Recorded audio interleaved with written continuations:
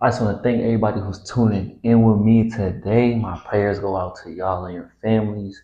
My name is Ty G. I'm based out of Clearwater, Florida, right by the beach. Definitely enjoying the sunshine, but I want to get straight into the topic today, guys. And this is real important, and it talks about why I quit. You may be looking at me, 23 years old. What are you talking about? Why I quit? But here's some important things that I'm going to be listing on why I quit and the benefits of it.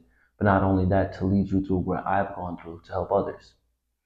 What I mean by why I quit is why I quit the substances that I was using, whether that was alcohol or weed, or even just constantly going out to party. It's very easy for us to get caught up in these traps, and even I myself did. I spent time going to Drexel University, for you guys, if you may not know where that is, which is in Philadelphia. And for anybody who goes to any university, it's extremely easy for you to get up in the constant trap of go to class during the week.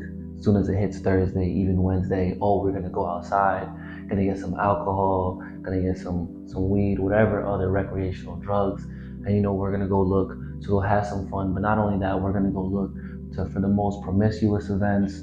We're gonna go look for the most lit parties and constantly looking for stimulation. And I fell into the same trap. I myself, at 18 going on 19, going to a brand new city, spent a lot of time obviously indulging in things of alcohol and weed, and constantly just looking for parties, man. It's super easy. There was times when I was from the age of 20 to around 21, where I would spend about $88 a night, going from Wednesday to Saturday, going out every 4 days, constantly like that. That's the only thing I was looking for. We go to work, we go to class, always thinking about going out, always thinking about going out.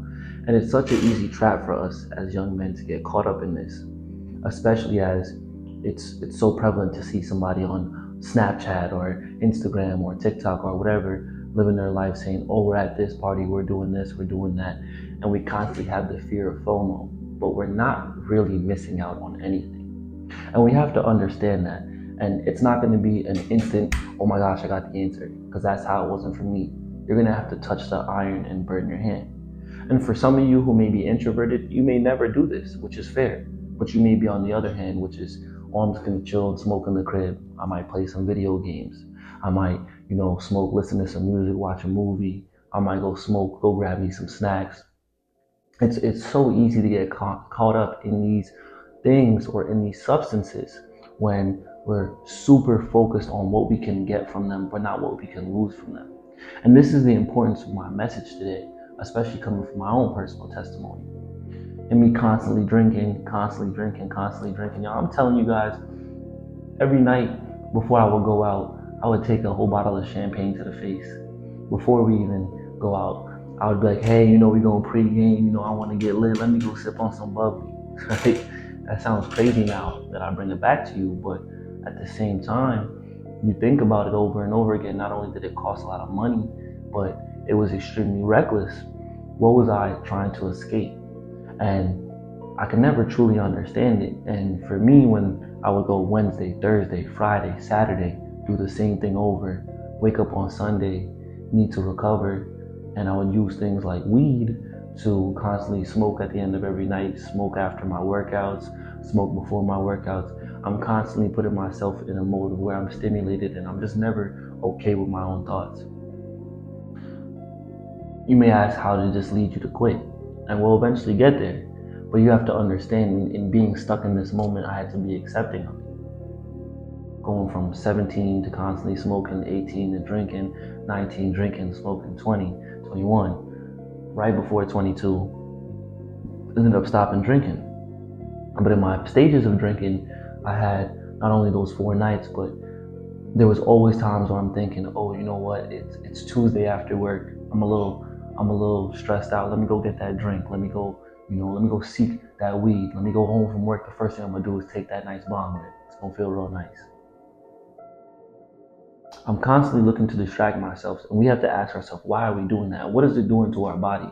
What are we losing in order to gain this sort of instant gratification? There was a time where I was training for a half marathon. If y'all, if you're from Philly or if if you have participated, it's called the Rocky Run.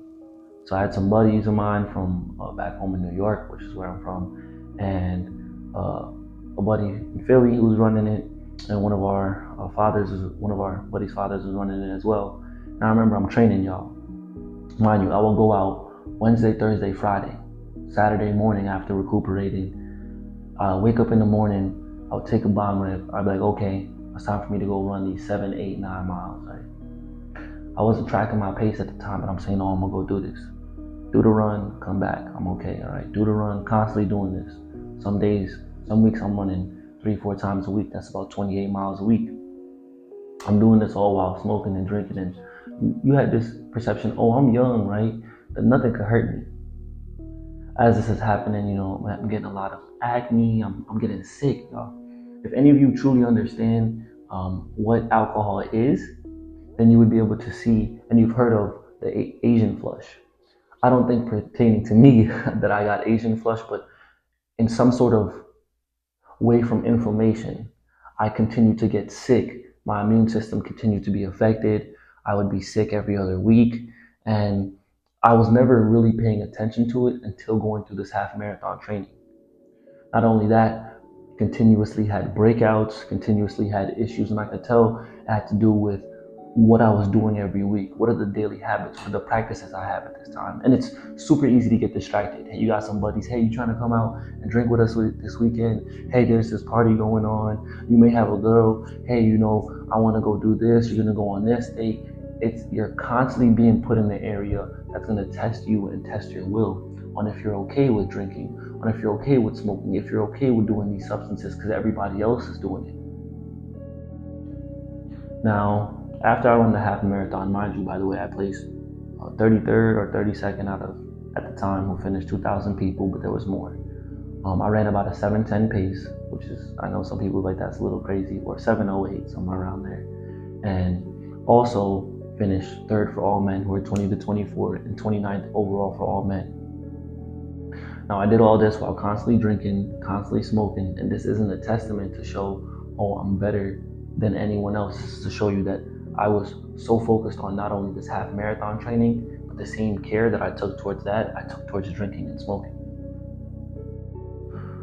December 8th, 2022 was the time that I decided to just quit drinking in general. Still gonna smoke. It's like, oh, smoking's not affecting me in the same way. Yeah, I quit drinking. And for you who don't understand what you can lose from drinking, I'm gonna explain to you from this, not only from my end, but from the scientific end, where I sat down and understand why I was getting sick, why I was getting this acne, why I was feeling this way. You ever notice when you first start drinking, the first thing that goes is the part of your brain that monitors how loud you're speaking, the tone, and how you articulate how you're speaking, which is called the Broca's area of your brain, which is in the left hemisphere of your frontal lobe. You ever go to a party, everybody starts drinking, getting drunk a little bit, and you take a step outside and you realize how loud it is. You realize some of your friends' speech becomes slurred, or it doesn't become as articulate, it doesn't have the same emphasis. That's because as you slowly start to drink and you're basically putting toxins in your body, that part of your brain slowly begins to shut down and becomes slower. Now, leading on, you have where your cerebral cortex then continues to get affected. Now, from there, you have loss of emotional control. That's why you have certain people who may be extremely angry drunk. Not saying this pertains to me, but I'm explaining this to you who may be watching this, who may be wondering why you act this way. And we must understand why you're putting this in your body. And for me, picking up this information, I understood that this is a benefit to share to someone else, because this is beyond me. Going through why I'm quitting, what's the next part of alcohol that affects your body? How does it affect your brain? In the hippocampus, we all have those buddies who say, hey, I got so drunk last night, I blacked out.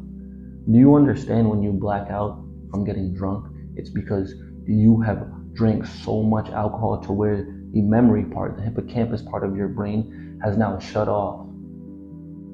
And this is after your motor functions begin to get impaired, which is absolutely insane for us to kind of Look at it as a way of, you know what, this is such a flex. I got so drunk, I blacked out. That is so dangerous. And this even leads to the spiritual realm where some of us might not even realize. You understand when you go to buy some alcohol and you go to a store that says fine wine and spirits, that's affecting you spiritually. If you don't understand what you're doing cognitively, physically, and you have no memory, what is controlling you? It's the alcohol. The spirit of what's in that bottle has now leading you. You ever have that friend, or you've even been in that predicament where you said, oh, I didn't mean that, I was just drunk. So that wasn't you who was controlling yourself, but it was the spirit of alcohol. And in me giving this up, I really truly understood this.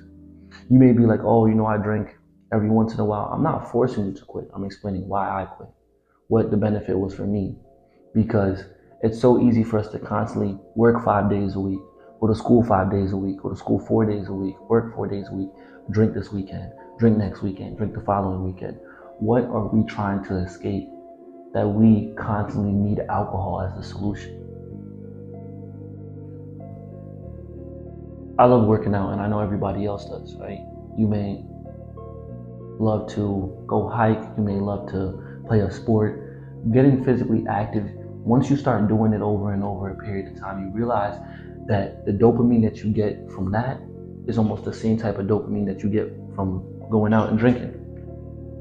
But in constantly drinking, not only does it affect your brain, but it affects your body.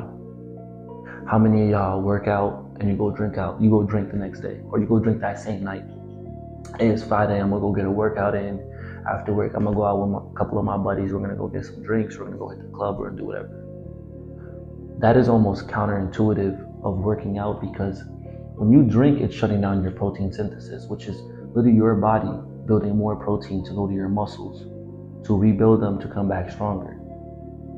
Now, this isn't something to scare you to say you're not gonna get gains, you're not gonna get leaner, you're not gonna get whatever you're looking for physically. This is to let you know what happens when you're putting the alcohol in your body. Now, for myself, I had to ask myself a question, right? Do I prefer being healthy and working out and getting that dopamine, or is it the dopamine from drinking that same night? Because they're constantly battling each other. It's like heads and tails. Which one am I choosing? And I chose I'd rather be healthy in this aspect. And this isn't to say that you have a drink here or there, you're not healthy or you're not reaching your goals. This is what I put on the priorities, what I prioritize, which is what you're gonna have to ask yourself going forward. And this is why I say I quit, and I'm sharing the information with everybody else. Not only that, you have to think about it like this. If I'm constantly going out and drinking and everybody else is doing it every weekend, I'm in college, we do this for 4 years. This is a habit that you built up. How are you going to quit once you get older? Especially as you younger men. You're constantly drinking, you're constantly smoking.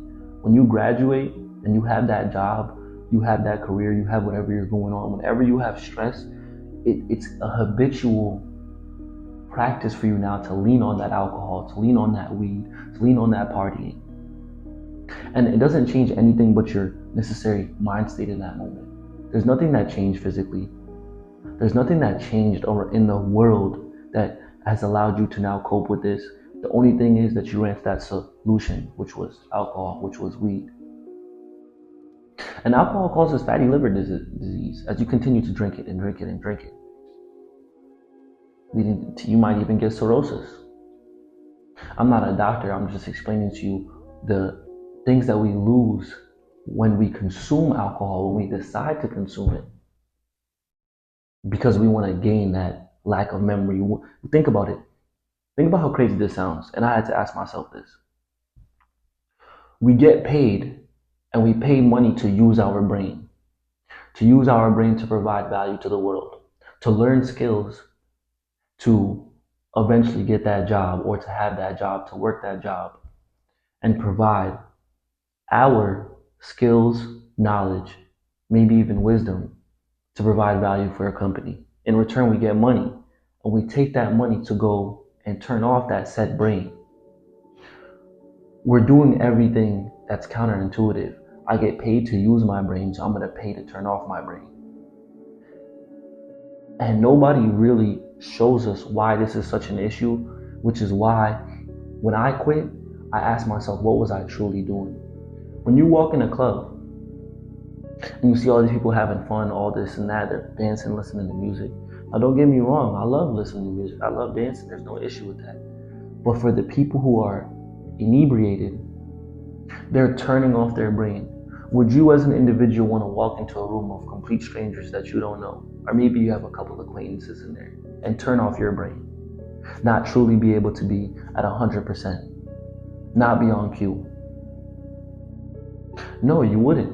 And when I say that, it sounds crazy, but if you're constantly going out to those bars, those clubs, you're constantly being in that area where you're continuing to seek being intoxicated or inebriated, that is what you're doing. You're turning off your brain around these random people, around these random people, around these random people.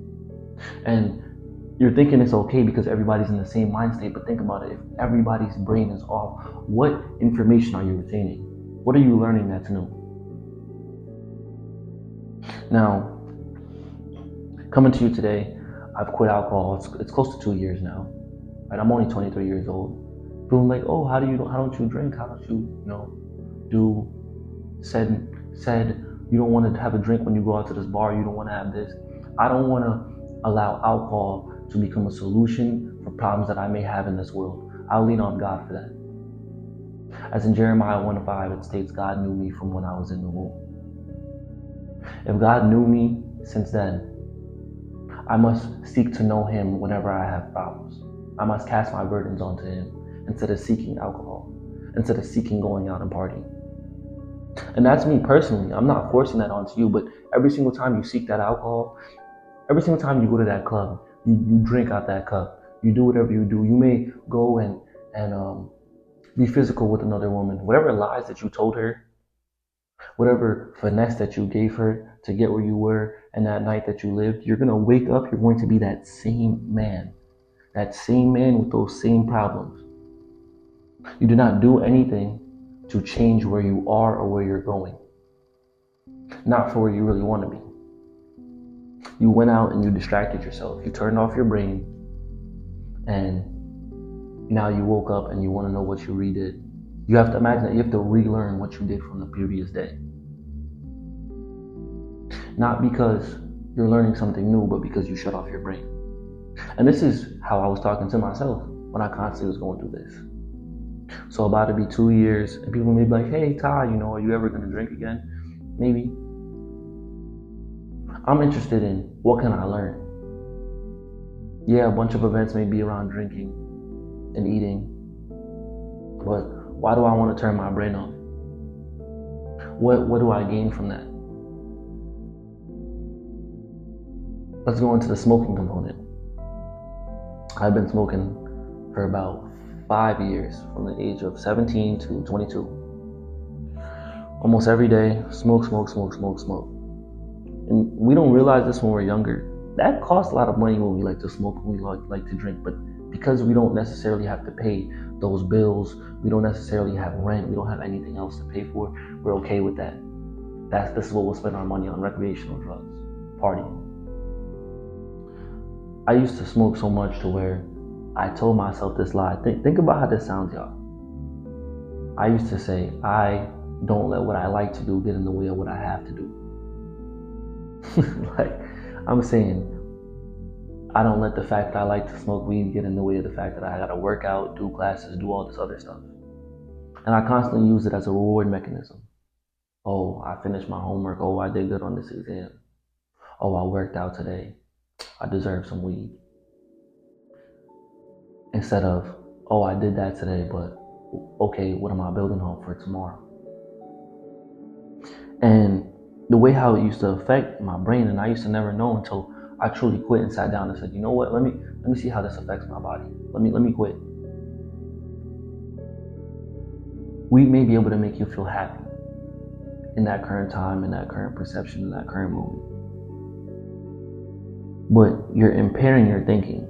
Now, I get for those of you who may have a creative mind and smoking may allow you to do that, but are you chronically using it? Is it a thing that every day you need to use it? Are you having cravings for it? Because that's what I was having. Constantly craving for it, thinking about it, Oh, I can't wait to get home and get high. Not only that, it increases the risk of stroke and heart disease. Now, I don't know about you, but heart disease is prevalent here in America. And I know I have family members who deal with it. Now, why would I want to partake in getting myself high constantly, which can hinder my life expectancy and lead me down the road of having heart disease, higher my blood pressure? For what? 30 minutes, 40 minutes, a couple hours of not being sober minded. Now, doing this for 5 years, people are like, dang man, that's a long time. I realized not only is it changing the way how I'm thinking, but it's changing the way how I rely on things. Every time something stressful goes on, I'm gonna go smoke. This bad happened to me, I'm gonna go smoke. Something good happened to me, I'm gonna go smoke. I'm chilling, I'm gonna go smoke. And for some of y'all, that might be how it is. You're constantly smoking, constantly smoking, constantly smoking. I don't need anything else, just me and some weed. What has that solution brought you? Ask yourself that question. Because I did. Sitting here, what does smoking brought me? Spent a bunch of money, got the same feeling, built up a tolerance, and it didn't lead me anywhere to where I can be more successful in what I want to do. It's going to harm my lungs going down the road. I love to run, I love to box, I love to do things where I'm active and pushing myself cardiovascular. Why would I want to put myself in a predicament where I'm hindering that? And you see, I'm not saying this to be condescending. I'm saying this because this is how I spoke to myself. Now, I had went through some things in life, as everybody goes through trials and tribulations. At the time, I'm finding my faith, but I'm still smoking. I'm like, hey, God, I'm trying, I'm stopping certain things. I'm not drinking no more. I'm not partying as much anymore. I'm still smoking. I'm still seeking some sort of stimulation. I'm seeking something else to cast my burdens on besides you. There's sometimes in life where things just stack up against you and you feel like the world is going to crumble. And that's when you as a man, you as an individual, are going to have to figure out what you're going to do. Are you going to dive deeper into those drugs? Maybe going into some harder stuff. Maybe now needing stuff above and beyond because the tolerance that you've acquired for what you first started doing no longer reaches that satisfaction and you need to feel numb. Or are you going to allow that to spark that fire inside of you? Like, oh man, I just went through this. I never want to go through this again. Let me prepare myself. And that's what I did. I remember feeling that feeling, going through a couple of trials and tribulations in life. And instead of running to weed, running to alcohol, I said, all right, I'm gonna put this stuff down. I'm gonna go to church. Been going to church, but I remember listening to Donnie McClurkin. If any of you know who that is, it's a gospel artist, and he has a song called "Created Me a New Heart." And I remember this, and I remember I was like, Donnie, created me a new heart. Give me a new heart. Give me a new heart. Give me a new heart to seek things that aren't of this world, that aren't going to take myself away from not only leaning towards God, but the purpose that He has for me. Now, some of you guys are going to ask, oh, how'd you do this? This wasn't easy. I'm about, at this current moment, I'm almost 2 years into not drinking, and I'm 16 months into not smoking. I still hang around the same buddies, the same people who drink or smoke, and you're like, how do you do that? What I did, and these practices consisted of, every day, I would journal how I feel. I would spend time studying on what happens with the long-term use. Because none of us really know of these drugs. What happens long-term, and what's going to happen long-term to us. And then I said, especially for you young men who want to have families just like me, the way how I'm constantly leaning on these drugs now when I have stress by myself, imagine that enhanced when I have a family, when I have financial burdens, when I have emotional burdens, when I have to take care of my children, take care of my wife. And you're going to continue to use those drugs. It might even get worse. Imagine your child seeing you going to school, talking about how every night you come home, you drink that bottle, you drink that beer, you pass out. Is that the example you want to leave? Or, hi, when my dad comes home, he goes outside and comes back smelling like a skunk. Do you want that? Your kid constantly being around your drug use instead of leaning on God? Because you continue to pick that up, that could tear your family up. And then what? You didn't just harm yourself, you harmed somebody else. And as men, we gotta realize this. And I'm not here condemning you, getting angry at you. This is a process, man. You know what my process was? Every day, get up. I had a quote every day. Well, look at a quote. Feeling. What's the motto for today? Write that quote down. Write down what day it is. Write down how I'm feeling. Day 12. No alcohol. This is how I feel. I've been around here. This is what I've been thinking. I'm gonna go work out today.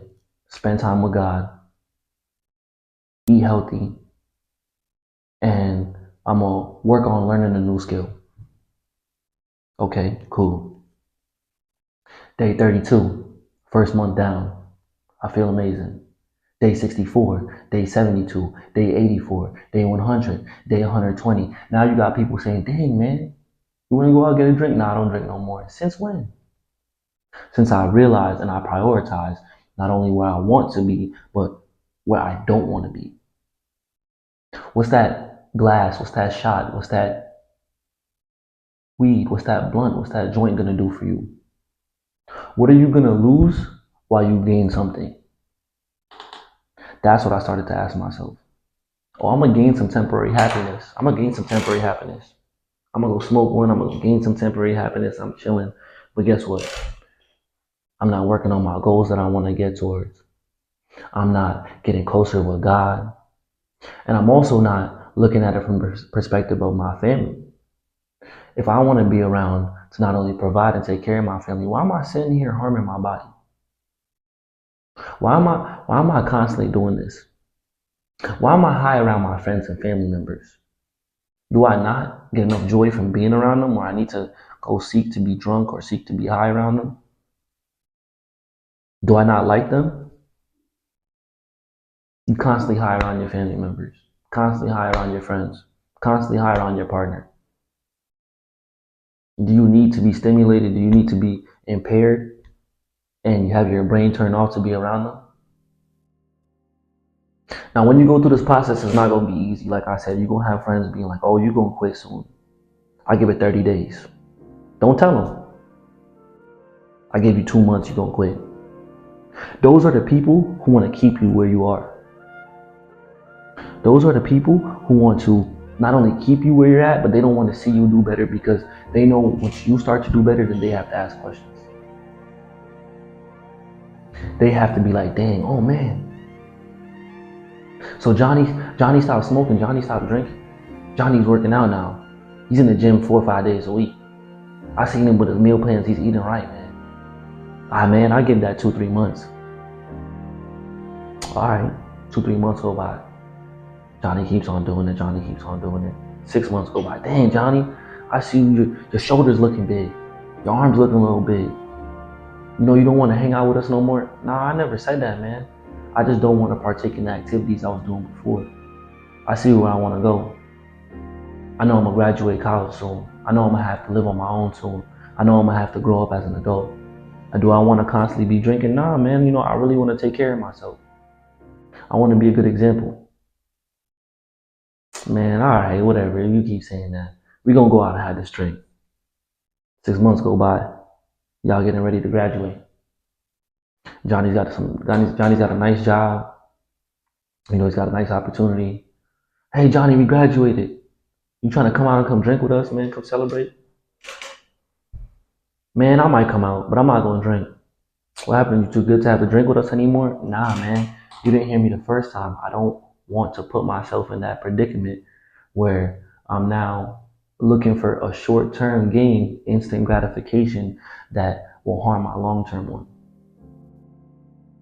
Oh, it's just a couple drinks. That a couple drinks can lead to somebody taking a video, to you doing something, to you turning off your brain. And I'm not saying it's going to happen overnight with you guys. Please understand that it is a continuous process. It's a continuous development. I'm not perfect. I just had a method that might have worked. Continue to do it every day. I'm going to go put myself in a better light. Yeah, I may go out. Yeah, I may be with some friends who want to go smoke, who want to go drink. You know what I say? Nah, I'm cool. You ever miss it? I miss what? Turning off my head? I may think about it. Or I could have a glass of wine. Or I could go smoke. But what's the point? What's the benefit? You spend so much time being disciplined and building that foundation. I say anytime I'm seeking something from the world, I need to believe on God. And that's where you have to ask yourself this question. Am I going to quit? Because I know I did. I'm not better than you because I quit. I'm just more disciplined. I said, this is what I want to put on the forefront. My faith, my family, and my health. Because once you graduate, you got to start paying for your own bills, your own health care, and if you have a family, your own family. Man, but you don't got to listen to me. I'm not a perfect individual. I'm sharing this with you guys because I care enough. I'm sharing this with people because I care enough. Because there's going to be people who want to keep you down. It's that easy. What's the benefit of me wasting my time talking about this? It's because I would rather help than ask you to be in the same position that I was in. Hey man, come keep drinking, come keep smoking. But you have that idea, that dream that you want to start in the back of your mind. But every weekend you out there drinking, you out there smoking, you out there chasing the next party. And it's a continuous cycle. I went through it. Continuous cycle, continuous cycle, continuous cycle. Man, when I quit that, I'm gonna tell y'all something. I slept better. I focused on things I really wanted to focus on. Started picking up some new skills. Wanted to learn how to cook, talking to my pops as a chef. Spending time reading stuff, learning stuff I never truly focused on because I was focused on getting drunk, getting high. And then you get drunk, you get high, you scroll through social media, everybody talking about this, that, this, and you constantly surround yourself with nothing but instant gratification. When you're delaying it and quitting something like this, man, it feels amazing. And you gotta sit here and ask yourself, what am I gaining? What am I losing? That's why I quit. What am I gaining? What am I losing? Is what I'm gaining more substantial to me than what I'm losing? Man, yeah, I got to go out and have fun that one night. And I get to go hang out with my friends. We get to go out to this club. It's gonna look super dope. I'm gonna get drunk. It's gonna be lit. I'm gonna wake up the next day. I'm gonna be a little hungover. I'm not gonna feel the best. I'm not gonna read that book. I'm not gonna write in that journal. I'm not gonna start that YouTube. I'm not gonna start that business. I'm not gonna invest in them stocks. I'm not gonna do those things. Some of y'all, you might have a great grasp and may be able to do it both. You may be able to smoke, drink, and be successful. 100%. Do what you gotta do, man. I'm not saying that you can't do it. I'm saying I quit because I realized I couldn't. I quit because I realized I had a more, not only a more insightful focus on taking care of my health, but I realized that, hey, how can I tell somebody to be healthy when I'm out here with unhealthy practices? And I'm not the healthiest person in the world, but how can I lead somebody? How can the blind lead the blind? So for all you younger men out here, this video is for y'all. All you younger people out here, this video is for y'all. Because this is why I quit.